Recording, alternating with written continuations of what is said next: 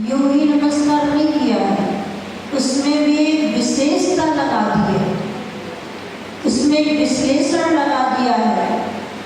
सम्यक प्रणम्य, सम्यक प्रकार से नमस्कार करना। आज जो हनुमान स्वामी ने कहा है, काय वांग मना कर्म योगा। सर्वप्रथम उन्होंने मन को बस में करने को नहीं कहा है। सबसे पहले उन्होंने कहा है कि अपने शरीर को यानी कि काया को कंट्रोल करो, उसके बाद अपने वचनों को कंट्रोल करो, फिर काया को मन को कंट्रोल करो। मन को सबसे बाद में इसलिए रखा है कि उसके ऊपर कंट्रोल करना सरल नहीं है। सबसे पहले शरीर पे कंट्रोल कर सकते हैं कि 1 घंटे एक आसन में बैठना पड़ेगा, जब तक पूजन करेंगे तब तक हम उठ के नहीं जाएंगे।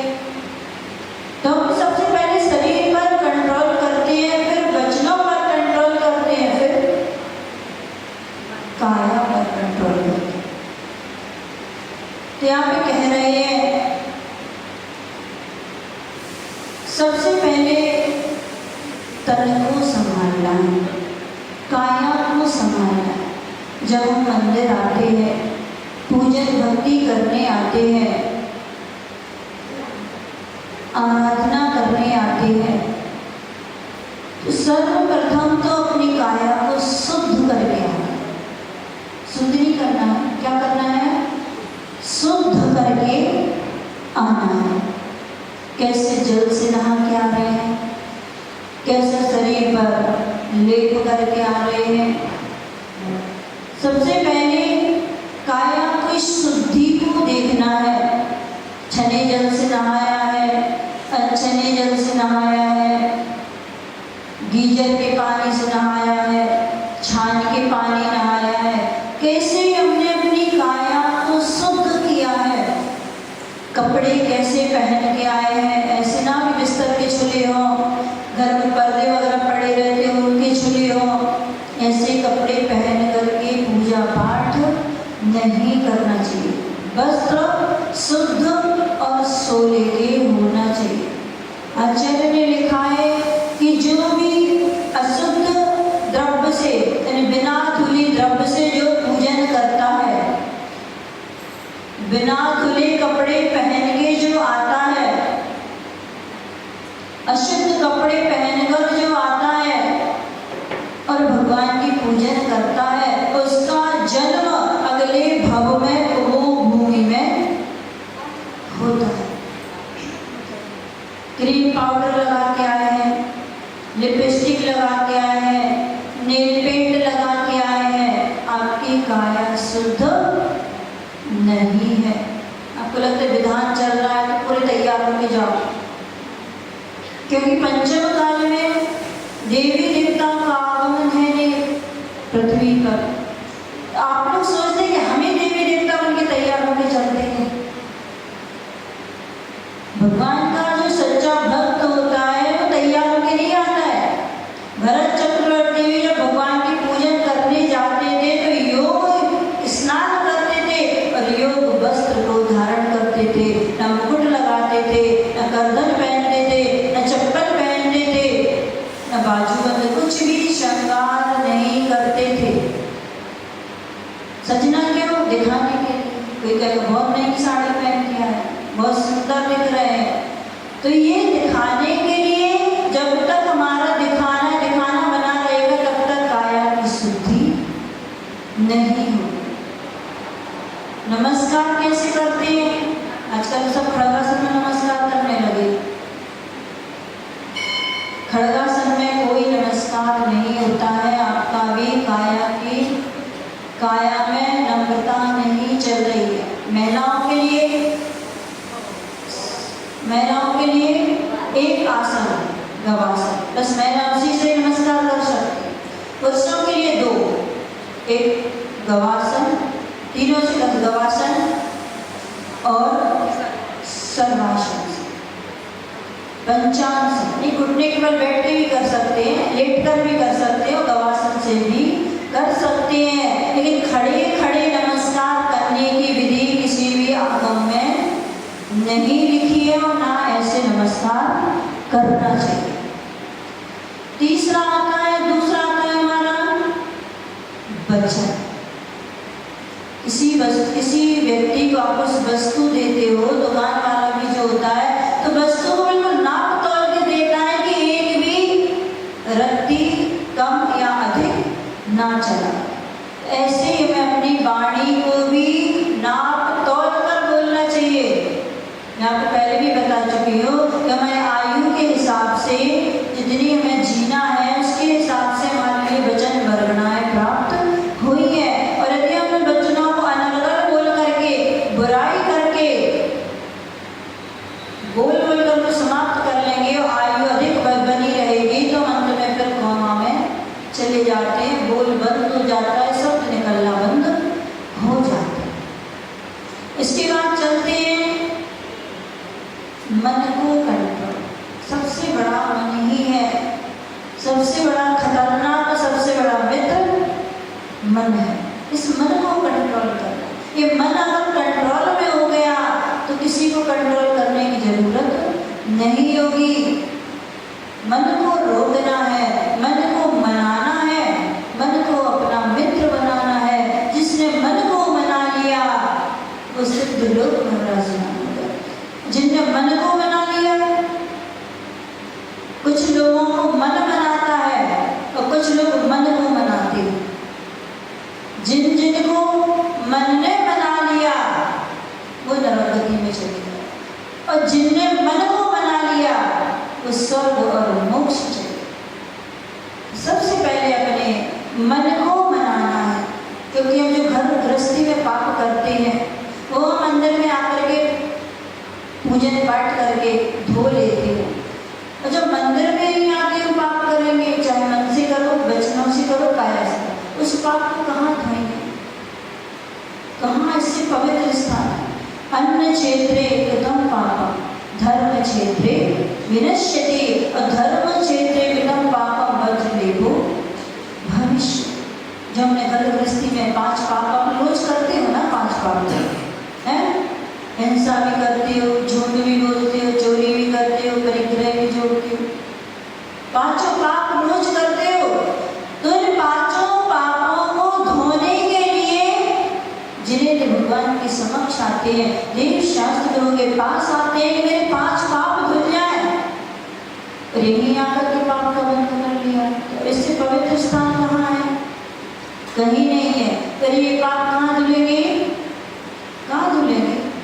नरकों में जाके धुलेंगे, क्योंकि कांटे से ही कांटा निकलता है ना। जो पाप का कांटा लग गया है वो पुण्य के कांटे से ही निकलेगा, और यहाँ नहीं निकाल पाए तो फिर सीधा उस पर सेप्टिक हो जाएगा, वो पक जाएगा, फिर उसका ऑपरेशन कहाँ होगा? कहाँ होगा? सबसे बड़ी ऑपरेशन थिएटर कहाँ है? जो उससे बोलो कहाँ है? नरक में। बाहर निकलेगा फिर कांटा, बहुत अच्छी लंबी चीड़ा फाड़ी होगी, यदि यहाँ निकाल लिया तो थोड़े से कष्ट में निपट जाओगे, और नहीं निकाल पाए, पक गया, सेप्टिक हो गया, तो फिर बड़े ऑपरेशन थिएटर में ओटी में जाना पड़ेगा। फिर बाहर निकलेगा फिर बड़े औजारों से, है ना। तो हमें ऐसे पाप को, जो घर गृहस्थी के छोटे छोटे पाप हैं उनको यही धो देते। शापत लेस्यो बहुपुण्य रासो, सावत लेस्यो बहुपुण्य रासो।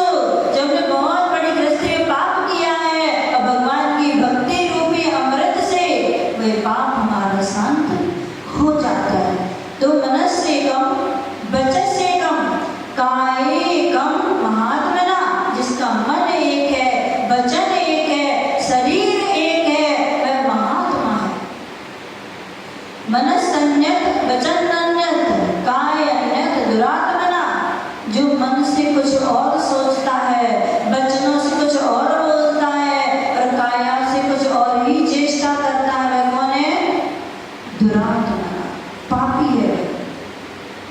इसीलिए इस पवित्र स्थान पर बैठ करके मन को, वचन को और काय को शुद्ध कर लेना, एक कर लेना।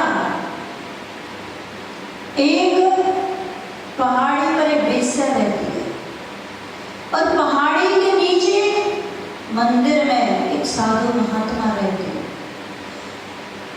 और जब जब साधु महात्मा की दृष्टि उस पहाड़ पर पड़ती है, मन में सोचते हैं, देखो मैं साधु महात्मा, मेरे पास 2-4 से श्रावक आते हैं और पहाड़ के ऊपर वो वेश्यालय बना हुआ है, उस वेश्या के कितनी गाड़ी आती है, सेठ लोग आते हैं वहां पर, कितनी अच्छी है वो वेश्या। और जब उस वेश्या की दृष्टि साधु पर पड़ती है, मन में विचार करती है, मैं कितनी पापी हूँ, मैं कितनी अभाग्यशाली हूँ, मैं दिन भर कितने पाप करती हूँ। साधु महाराज को देखो आराम से भोजन करते हैं और अपना धर्म ध्यान में लगे रहते हैं।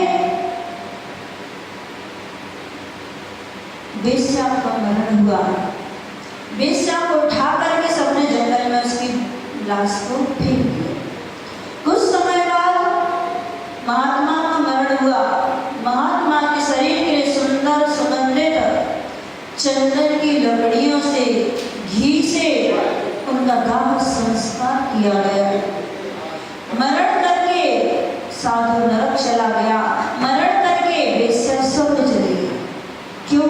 क्या कारण हुआ? कारण क्या हुआ? भावों का कारण हुआ। भाव उस वेश्या के उत्कृष्ट थे कि मैं अपनी निंदा आलोचना करती थी, और साधु उस वेश में होकर के भी मन उनका पाप रूप था। हमारे यहाँ हमारे जिन शासन में भावों का फल मिलता है, भावों का फल मिलता है, जैसे भाव होते हैं वैसे ही पाप का बंध, पुण्य का बंध होता है। हम मंदिर क्यों आते हैं रोज? क्यों मंदिर आते हैं? रिजु होने के लिए, सरल होने के लिए मंदिर आते हैं। बहुत सारे लोग हमसे कहते माते बहुत सीधी हो, इतने सीधे समाज में नहीं रह सकते, इतने सीधे लोग समाज में रहना बहुत कठिन है, समाज अपने तरीके से चलाना चाहिए। लेकिन कोई बात नहीं, जब तक सीधे नहीं होंगे, अभी तक अनादिकाल से टेढ़े बने रहे, इसीलिए अपने महल में नहीं जाता है। सर्प को देखना, बाहर जब चलता है तो बहुत लहराता है, और जब बामी में प्रवेश करता है तो सीधा हो जाता है। पक्षियों को देखना, शाम को जब आकाश में उड़ते हैं तो बहुत लहरा लहरा के उड़ते हैं, और जब अपनी नीड में जाती है, अपने घर में जाते हैं तो सीधी सीधी उड़ान भरते हैं। तो जब तक हम संसार में टेढ़े मेढ़े रहेंगे, तब तक संसार में ही परिभ्रमण चलता रहेगा। और जिसको अपने घर में जाना है, जिसको अपने सिद्धालय रूपी घर में जाना है, उसको मन से, वचन से, काय से, तीनों से सीधा होना पड़ेगा, सीधा होना पड़ेगा। तो मंदिर में सीधे होने के लिए आते हैं, अपने परिणामों में ऋजुता लाने के लिए आते हैं, अपने भावों में सरलता लाने के लिए आते हैं, इसीलिए मंदिर आते हैं। तो 3 भुवन में सार, वीतराग, विज्ञानता, ऐसा जान करके पंडित प्रवर दौलत राम जी ने कहा कि उस शिव स्वरूप आत्मा को, त्रियोगों को संभाल करके नमस्कार करना है। और जिसने उस शिव स्वरूप आत्मा को नमस्कार किया है, उसने अपने ध्रुव धाम को प्राप्त किया है। अब चलते हैं हम सभी, आज से ग्रंथ प्रारंभ होगा। कल तक, आज तक हमारा मंगलाचरण चल रहा था, आज हमारा ग्रंथ प्रारंभ होगा। जी त्रिभुवन में जीव अनंत, सुख चाहे दुख ते भयवंत, ताते दुख हारी सुख कार, कहे सीख गुरु करुणा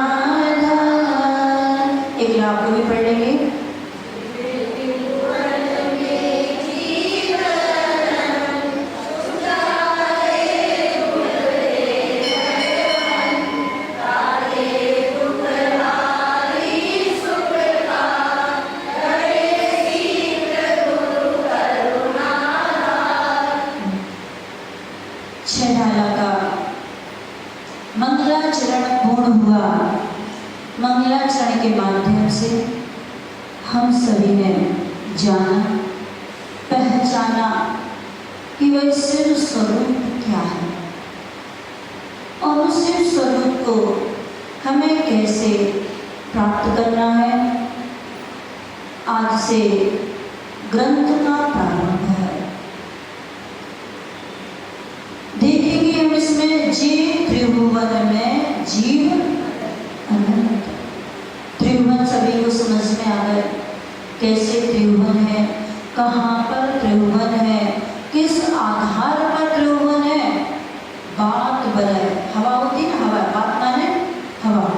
हवा के आधार पर वो कहीं रखे नहीं है, जो तीन भुवन है कि रखे नहीं है, ये ऐसे हवा में है।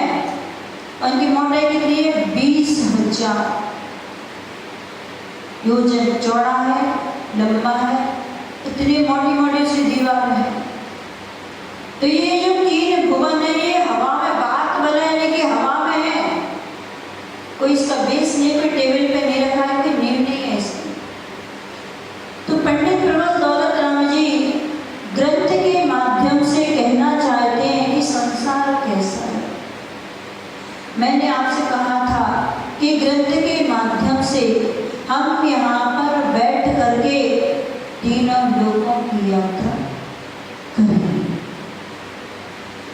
इस त्रिभुवन यानी कि तीन भुवनों में, तीनों लोक में जीव राशि, आत्माएं, जीव ठसाठस भरे हुए।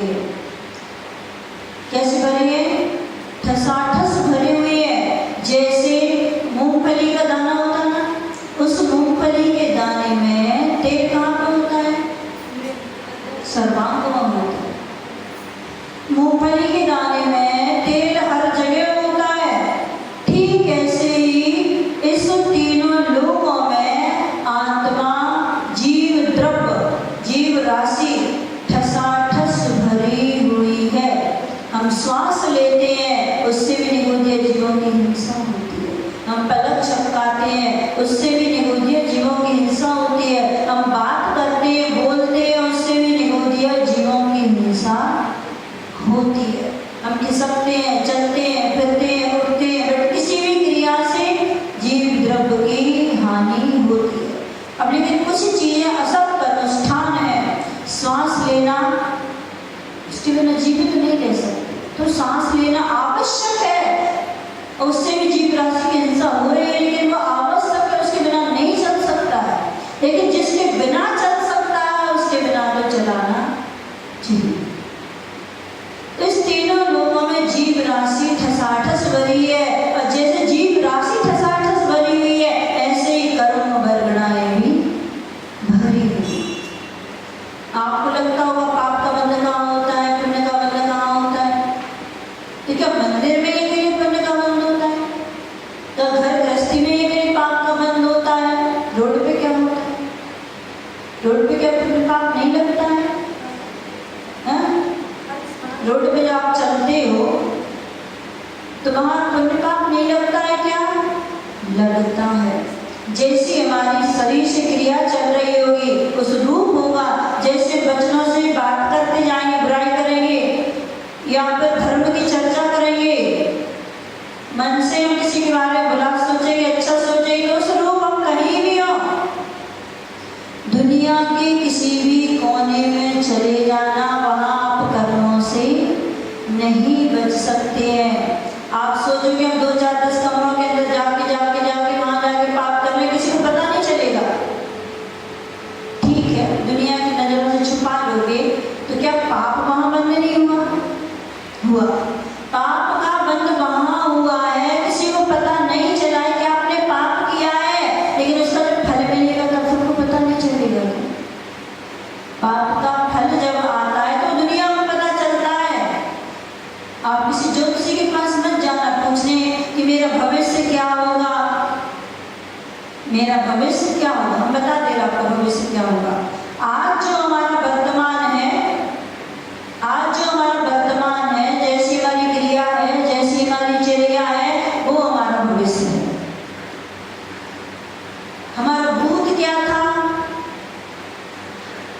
पूर्व में क्या थे, क्या किया था मैंने, तो आज जो आपको प्राप्त हो रहा है, आप जैन कुल में आए हो, संपन्न परिवार में आपका जन्म हुआ है, देव सतगुरु के पास आने के भाव हो रहे हैं, तो ये मान के चलना कि पिछली पर्याय में आपने बहुत पुण्य किया होगा, इसलिए आपका आज वर्तमान अच्छा है। और जो हमारा वर्तमान अच्छा बना रहेगा तो हमारा भविष्य भी अच्छा होगा। कहते ना जैसा करते हैं वैसा फल मिलता है। आज जो करेंगे हमारा भविष्य बनेगा, जो हमने पूर्व में किया था हमारा वर्तमान बना। किसी से पूछने मत जाना, हाथ देख लो क्या होगा हमारे हाथ में, हमारे हाथ की लाइन देख लो, लकीर देख लो, हमारी भाग रेखा देख लो, क्या दिखाना, कुछ होने वाला नहीं है इससे। और जिनके हाथ भी नहीं होते वो भी जीते हैं, खाते हैं, सोते हैं, जन्म लेते हैं, अपना जीवन यापन करते हैं। तो हमारे जो हाथ की रेखाएं होती हैं ये हमारे पुरुषार्थ से बदलती बनती रहती। जैसा पुरुषार्थ करते वैसे बन जाते, नहीं करते तो कुछ नहीं। जिसके हाथ में बहुत ज्यादा लकीरें होती हैं, रेखाएं होती हैं, उनका जीवन संघर्षमय होता है। जिसके हाथ में जितनी कम और लाइट रेखाएं होती है उसका जीवन उतना अच्छा होता है। सब हाथ देखने लगे।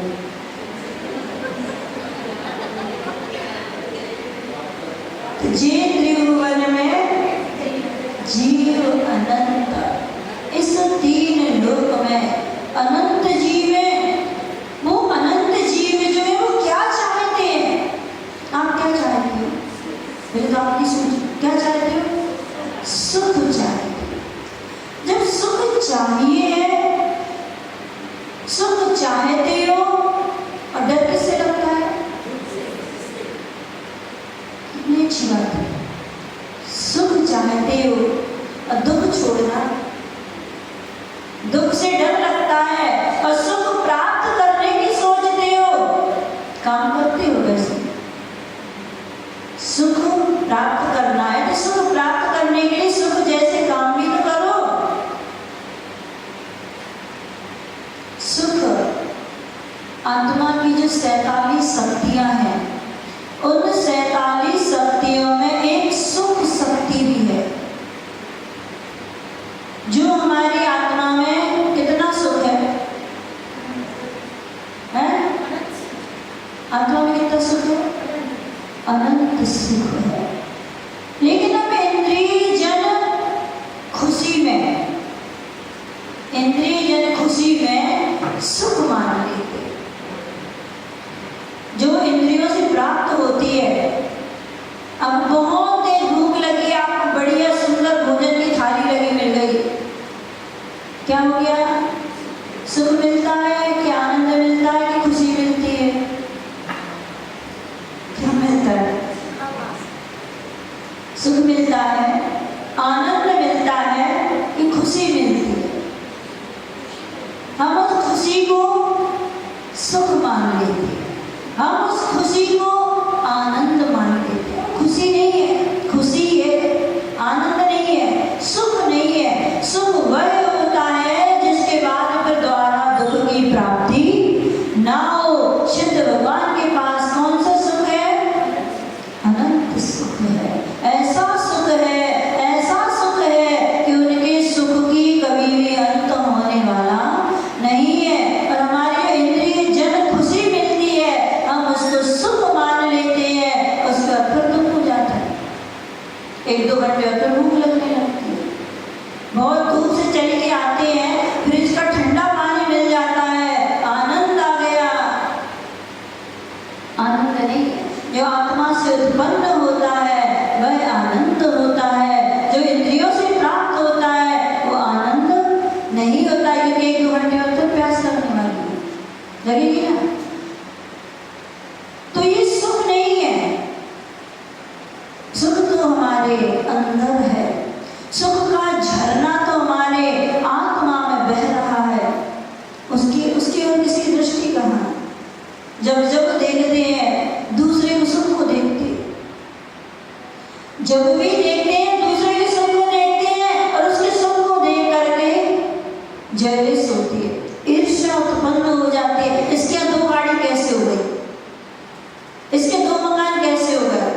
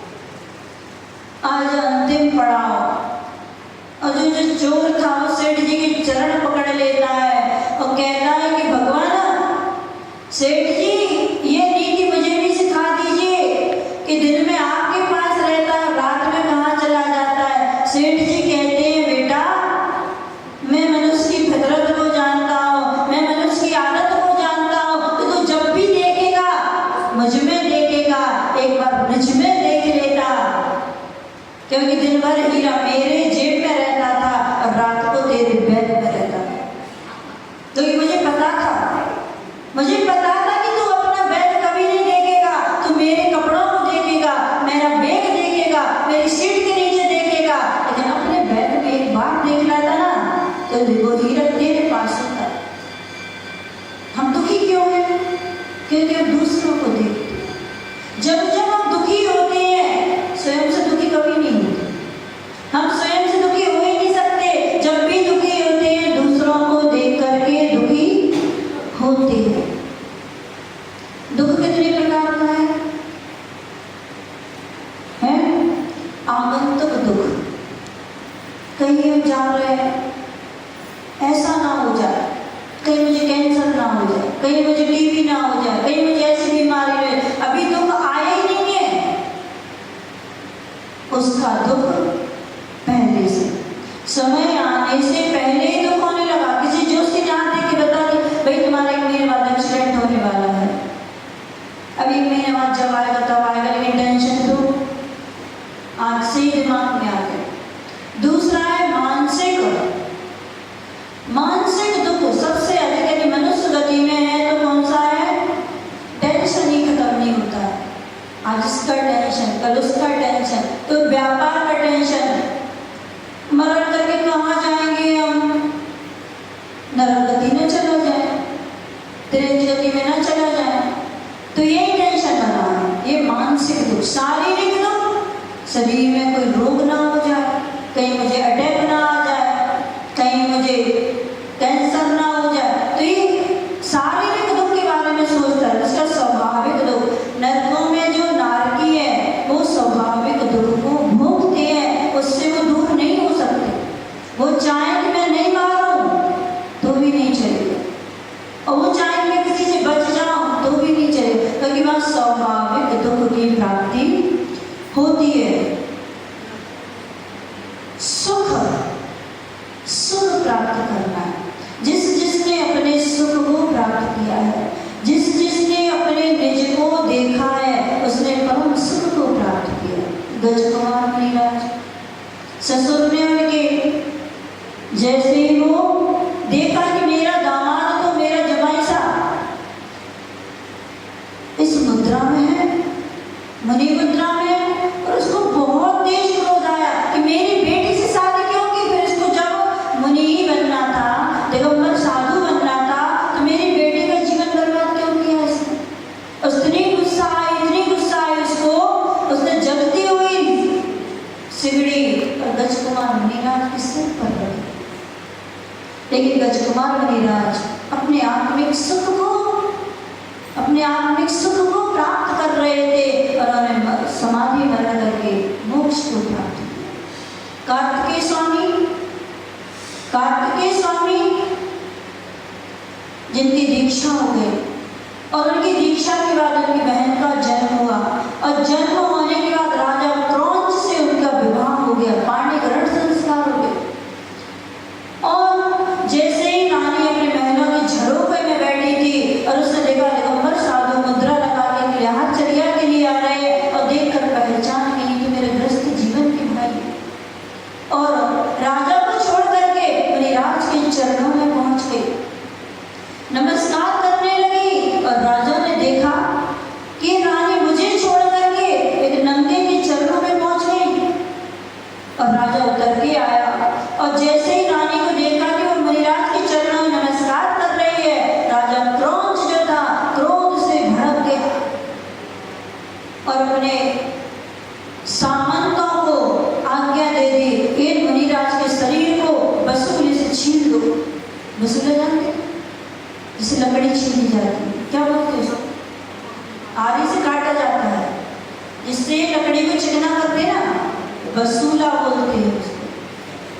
उनके शरीर को पूरा छील दो। रानी ने बहुत प्रार्थना की, लेकिन राजा नहीं माने और सामंतों ने उनके शरीर को बसूले से छील दिया। पूरे में खून ही खून हो गया, शरीर से खून के फव्वारे छूट गए। इधर वो शरीर को छील रहे थे, कार्तिकेय स्वामी कर्मों को छील रहे थे और उन्होंने अपने आत्मिक सुख को प्राप्त करके सिद्ध गति को प्राप्त कर लिया। तो सुख चाहे दुख दे, भयवंत हर आत्मा हर जीव सुख चाहता है और दुखों से भयभीत रहता है। उन दुखों से हम कैसे छूटे? कौन छुड़ाने वाला है? कौन मुझे उस रास्ते को बताने वाला है कि कैसे हम उस रास्ते पर ना चले जिससे मुझे पाप का बंध हो, सुख की मुझे कैसे प्राप्ति हो, दुखों से कैसे हम छूट पाए? तो ऐसे करुणाधारी महामणिराज उस राज को बताने वाले हैं।